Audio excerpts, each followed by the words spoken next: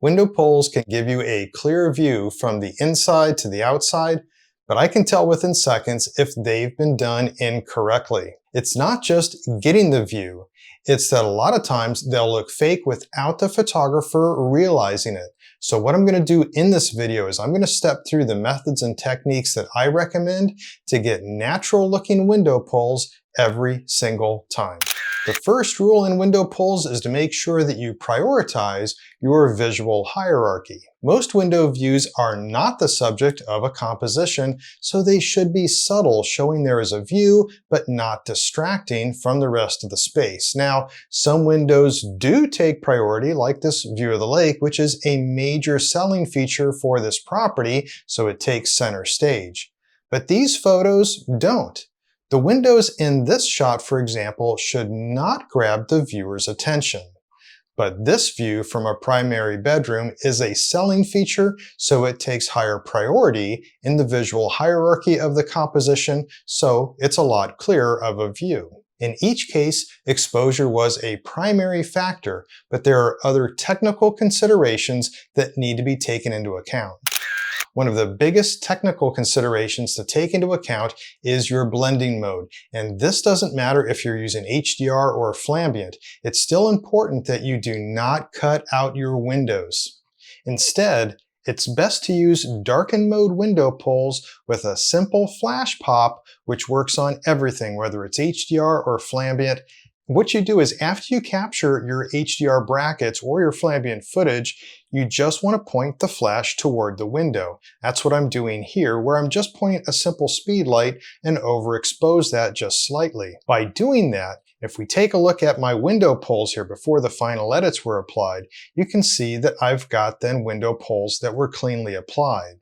And that was done, for instance, if I disable the window poll for this one right here, I can simply take a mask here that has that whole thing hidden, and I can zoom in here quite a bit so you can see what's going on. I'll take a brush, for instance, at 100% opacity, and I can then just start painting in my window. You can see I'm not having to cut in anything. I can do selections, I can paint this as I need to, and when I'm done, I've got this clean looking window poll, and I didn't have to cut in anything by using this darken mode technique. And this is something, by the way, that I teach in my courses on real estate photography, and I have links to all of my educational material down in the description. Since not only can this technique work for Flambient, HDR, or just about any other blending that you're doing, it works on every type of window and frame, including wood frames, metal frames, mini blinds, muntins. It ignores obstacles in front of windows. It works well with curtains and sheers. It doesn't matter. It just works well in all cases.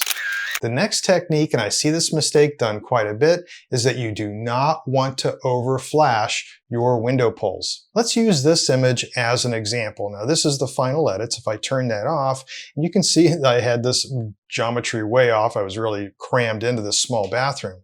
But if we take a look at a bad window poll here, we can see that I hit it very hard.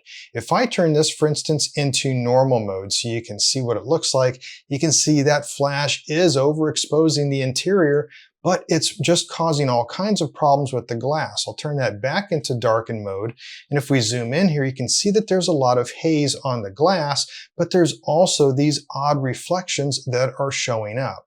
So that's far different than when I did these properly exposed type of window polls. Along with that though, just to make sure in case something goes wrong, then what you might want to do is take a repair shot. I just do this naturally. So let me turn off this bad poll. You can see these are my window polls, the different layers I use down here. And they're mostly just the darken mode window polls with a couple corrections. And that's also including this particular layer here. This layer was just using no flash at all. And I had to use a portion of that because if we take a look without it, we can see that I still had a little bit of reflection that was going on in the glass. So sometimes it's unavoidable even when you use the proper exposure, so having this repair layer can help. When you do add something from a repair layer though, you should do a boundary edit so that you stay inside of the window. You don't want to replace everything, you just want to make sure that you get some of the reflections inside.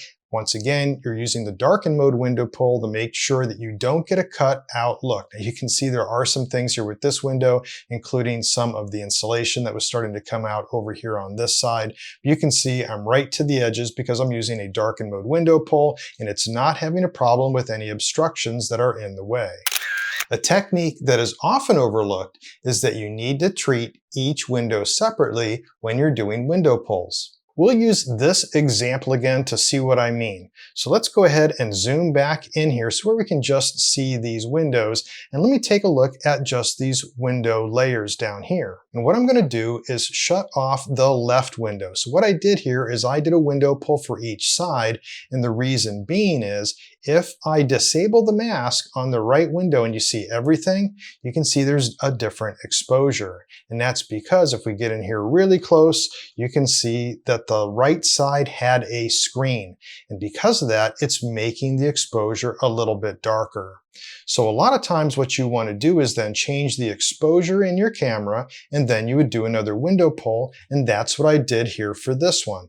So that then matches both sides. So this looks a lot better than, where we've got then exposures that look equal. Sometimes you might have to adjust the colors as well. And that's where sometimes too, I might add a curves layer. And I've got a video, by the way, also on doing this type of an adjustment with the curves layer to add just a little bit more punch to those window pulls. I've got a link to that also down in the description.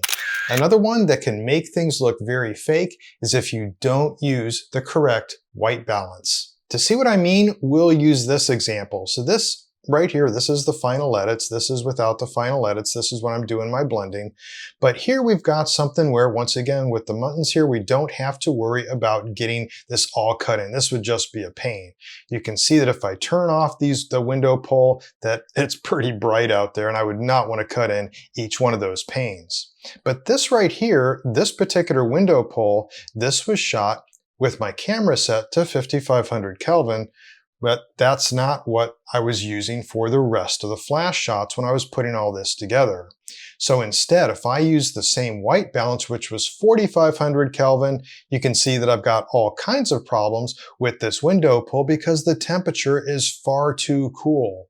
So what we want to do instead is use something that's more toward the white balance of what we're seeing, which is the view to the outside. So this will vary usually between 5000 and 6000 Kelvin, and it varies because we also have to be concerned about the treatment of the window.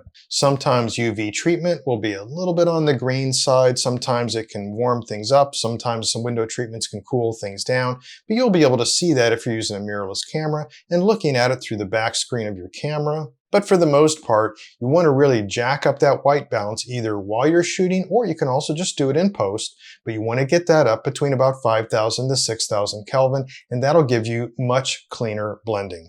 Well, I hope this video was useful for you, and if you have any questions regarding window pulls or something else regarding real estate photography, please leave me a comment below.